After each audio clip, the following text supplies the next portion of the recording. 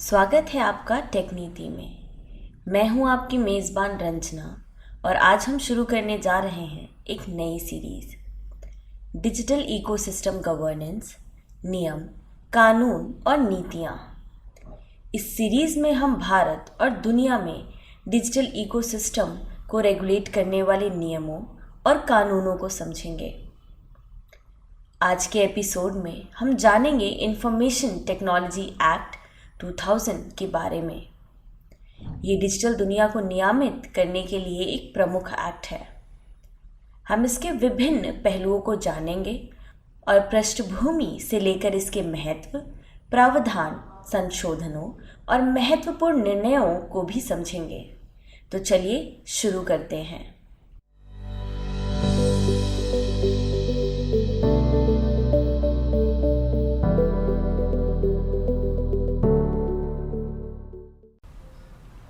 यह एक्ट मूलतः IT industry को बढ़ावा देने, ई कॉमर्स को नियमित करने, ई सरकार को सुविधाजनक बनाने और साइबर अपराधों को रोकने के लिए विकसित किया गया था।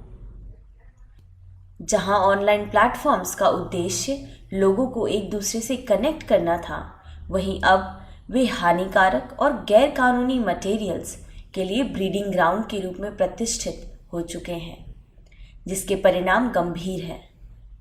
ऑनलाइन प्लेटफॉर्म्स का उपयोग फेक न्यूज़, वोटर्स को प्रभावित करने, बच्चों को अनुचित सामग्री की पहुंच जैसे कई कामों के लिए किया जा रहा है, जिससे सरकार को इस एक्ट को लाने की आवश्यकता पड़ी।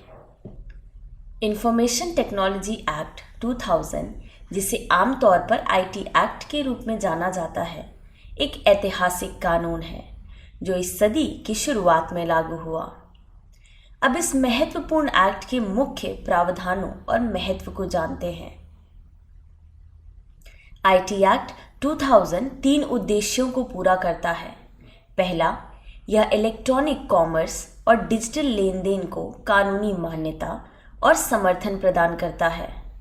दूसरा, यह इलेक्ट्रॉनिक रिकॉर्ड्स और सिग्नेचर को कानूनी मान्यता देकर इलेक्ट्रॉनिक गवर्नेंस को सुविधाजनक बनाता है।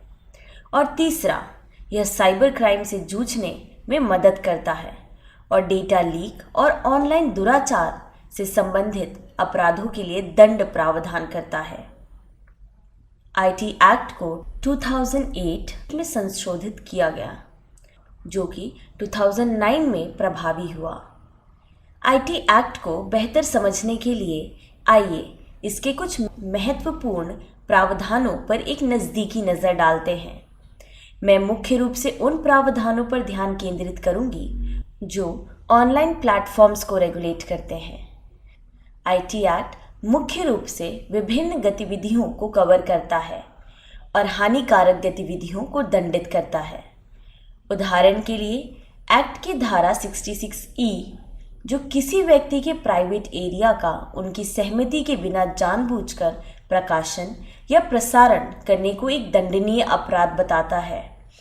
यह एक व्यक्ति की गोपनीयता का उल्लंघन माना जाता है। यह एक्ट ऑनलाइन दुनिया के कुछ बहुत महत्वपूर्ण मुद्दों को संबोधित करता है। उदाहरण के लिए, धारा 67 और 67A, जो ऑनलाइन अश्लील और यौन रूप से स्पष्ट सामग्री का प्रकाशन या प्रसारण से संबंधित है। धारा 67B एक और महत्वपूर्ण प्रावधान है जो बच्चों की डिजिटल दुनिया में सुरक्षा के लिए बनाया गया है। यह संबंधित है चाइल्ड पोर्नोग्राफी से। बच्चों की यौन शोषण सामग्री और गतिविधियों को चित्रित करने या प्रसारित करने से संबंधित है। यह उन्हें दंडित करता है जो भी लिखित या डिजिटल इमेज बनाते हैं, जमा करते हैं, खोजते, ब्राउज, डाउनलोड या प्रचारित करते हैं। यह किसी भी इलेक्ट्रॉनिक रूप में बच्चों को अश्लील, अवैध, यौन शोषण सामग्री को दिखाने पर दंडित करते हैं। बच्चों को ऑनलाइन रिलेशनशिप में शामिल करना या ऑनलाइन बच्चों का शोषण करना या अपने या दूसरों के साथ यौन रूप से स्पष्ट गतिविधियों ऑनलाइन प्लेटफॉर्म्स पर प्रचारित करना सभी दंडनीय अपराध है।